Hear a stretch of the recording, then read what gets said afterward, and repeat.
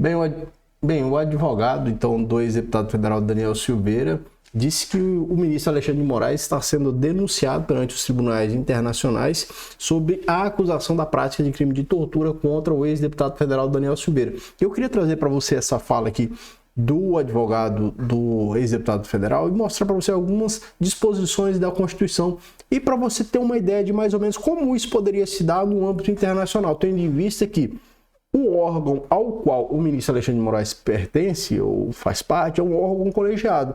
E as decisões do órgão colegiado devem ser compreendidas como a totalidade dos seus membros e não individualmente, né? A gente percebe que foi colocado aí, de fato, como se fosse um alvo nas costas do ministro Alexandre de Moraes, isso desde o período em que o ex-presidente Jair Bolsonaro atuava.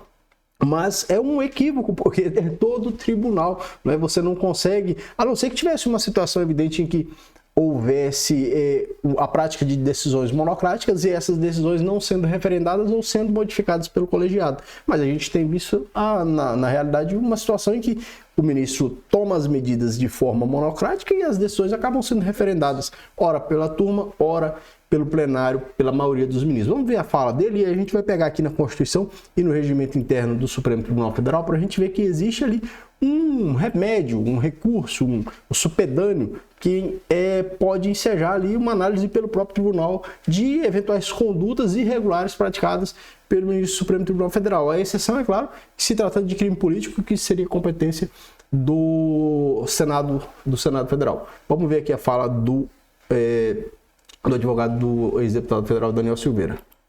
E é uma questão técnica jurídica e nós recorremos da decisão ontem mesmo, no dia 25, e estamos aí, está concluso a ele, esperamos que ele tenha um bom senso, pelo menos uma vez, em respeitar a lei, porque ele insiste em desrespeitar a lei e aplicar o direito penal do inimigo ao seu desafeto, ao seu preso de estimação, chamado Daniel Silveira, que está sofrendo tortura lá no presídio de Bangu. Aliás, ele foi torturado desde sempre, foi denunciado por 3 vezes na Comissão Interamericana de Direitos Humanos e será feita a 4ª denúncia pela prática de tortura.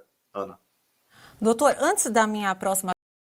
Bom, então o advogado faz referência a essa denúncia perante a Corte Interamericana de Direitos Humanos, né?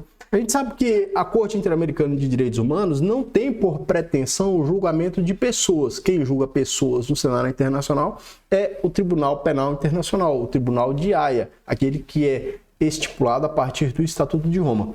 Mas na nossa própria Constituição nós temos os mecanismos, ou seja, o advogado que afirma que o ministro Alexandre de Moraes está praticando tortura contra o ex-deputado federal Daniel Silveira. O que é interessante, a Constituição estabelece já um supedâneo, né, uma ação autônoma de impugnação para que sejam coibidos os comportamentos ilícitos, os comportamentos praticados pelos ministros do Supremo Tribunal Federal que acarretem danos, que restringem a liberdade, que acarretem tortura, por exemplo, como o advogado disse. Aqui no artigo 102 da Constituição Federal, nós temos o seguinte, olha, compete ao Supremo Tribunal Federal principalmente a guarda da Constituição, cabendo-lhe.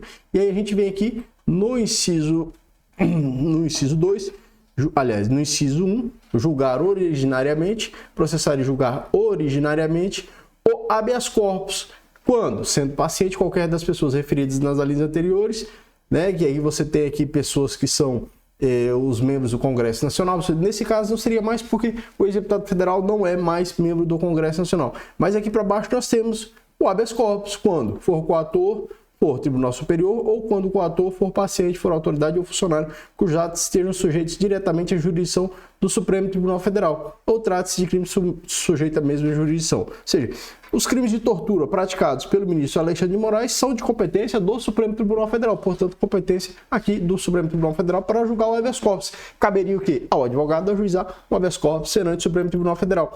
Para além disso, nós temos o próprio regimento interno do Supremo Tribunal Federal, que estabelece justamente isso aí. O habeas corpus também complete ao plenário aqui, então estaria submetendo a situação a todo o plenário.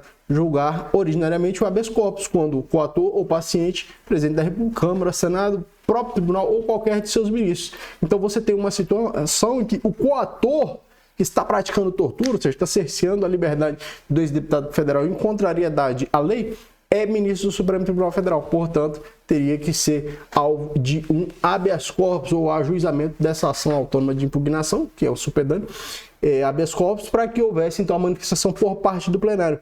O que não dá é para pular essa